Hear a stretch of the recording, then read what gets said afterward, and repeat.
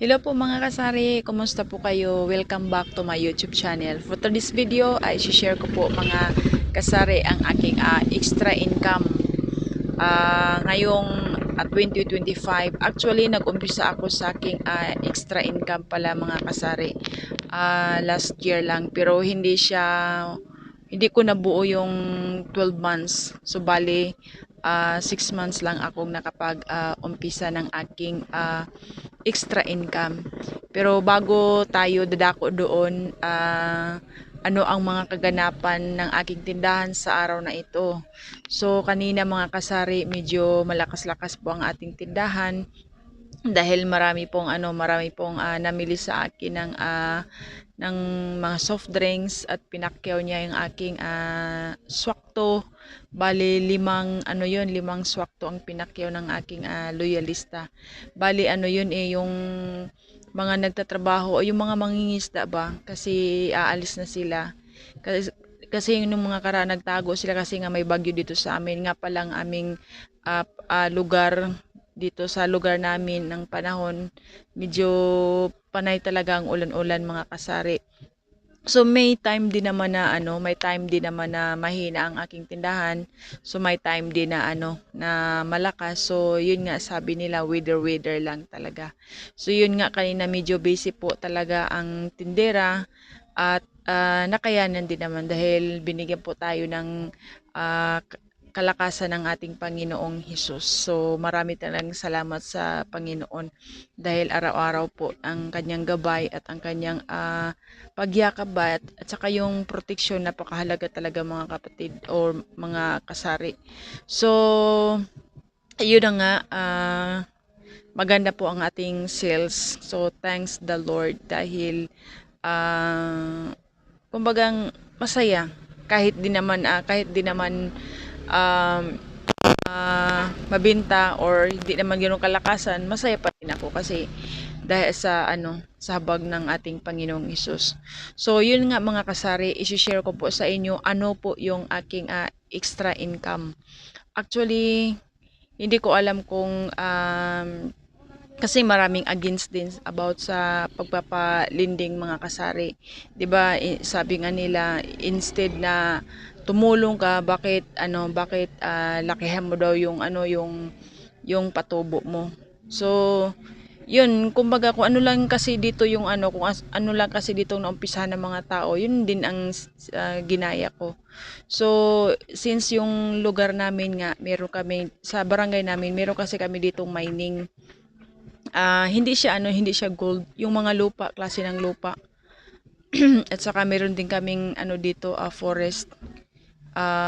May mga mga beaches, malapit kasi kami sa dagat, malapit din kami sa bundok. Kumbaga maganda ang source of income ng aming barangay kung siguro sa ibang maraming trabaho dito sa lugar namin. Parang ganon. Halos sa mga tao dito busy. So yun na nga mga kasari,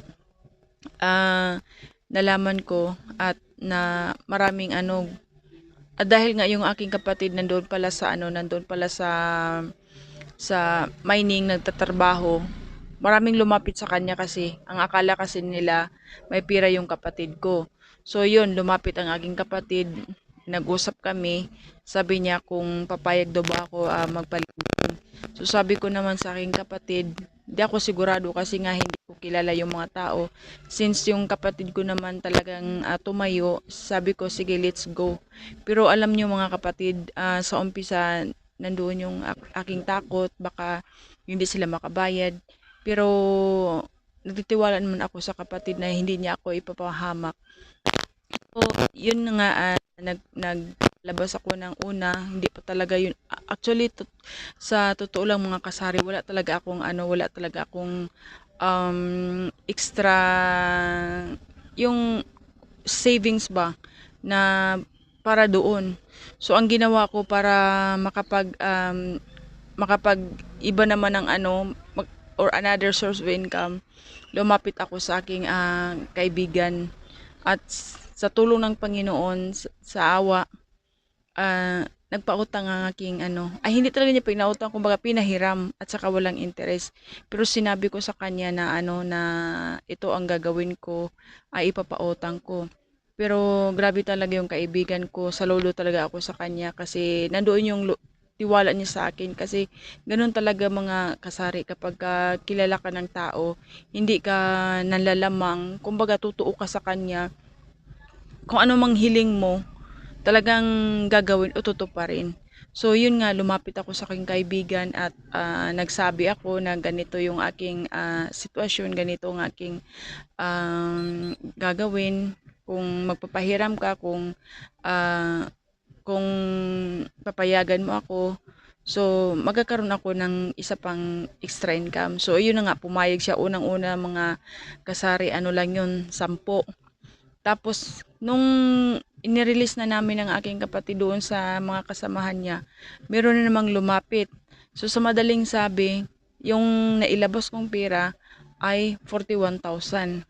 So, alam nyo mga kasari, within 6 months, kasi sabi ko sa kapatid ko, dapat lang, may time limit tayo. Hanggang lang, kasi na yun, nag-umpisa kami ng June yata kami nag-umpisa. So, 6 months lang siya. So, alam niyo mga kasari, ang tubo sa 41,000 ay umabot siya ng 68,000. So, sabi ko, wala talagang imposible. At yun, pinag-pray ko din yung mga nakautang na makabayad sila at bigyan sila ng Panginoon ng sapat na lakas na sila ay makapagtrabaho. Dininig ng aking Panginoon. So, pag after nung nung kinuha na namin lahat, December yun, ayun, talagang nakita ko talaga na maganda ang negosyo na magpalinding or magpautang. Doon magpautang sa mga taong kilala mo at saka yung may kapasidad ba na marunong magbayad mga kasari, at huwag kayong magpautang sa mga yung kapitbahay lang or hindi mo kilala. Doon sa sa mga may kapasidad na magbayad. So, yun, maganda talaga mga kasari ang magpalinding. Pero dapat alam mo din kung ano ay yung mga advantages or disadvantages. So, ngayon, nung nakuha ko, nag-umpisa na naman ako ngayong January at nagbitiw ako ng 25,000. So, yung 25,000 buot na talaga yun for 1 year. So, 12 months. So, titingnan natin kung magkano ang abutin natin doon sa 25,000 na pinalabas ko. So, nakuha ko na yung bali yung 25,000 tubo ko na yun. So, nailabas ko na yung inilabas ko na yung principal na 41,000. So, tubo na yun. So, ayun, malaking pasasalamat ko sa aking kaibigan at bibigyan ko rin naman siya ng bibigyan ko rin siya ng extra kasi hindi niya pinatubuan eh. So, yun, kung mayroon kayong pira mga kasari, ipalinding nyo kasi maganda talaga. Or pwede na, panoorin din ako na video yung sa sa Impito ba yun? Impito sa basta Impito yun, di ko sigurado. Maganda din yun. Kaso makukuha mo yung pera mo within 5 years. So sabi ko ayoko doon. So gusto ko dito yung yearly ko siya makukuha kasi malaki siya. So hopefully meron po kayong natutunan mga kasari na maganda ang magpalinding at ipalinding mo siya doon sa mga taong may kapasidad. At nandoon na yung takot, pero kailangan mo talagang you have to stand na maibalik. Magtiwala ka lang na maibalik yung pera. So, marami pong salamat mga kasari at napakinggan, at sana mag-like and subscribe po kayo sa aking YouTube channel. Bye-bye! God bless all. Thank you!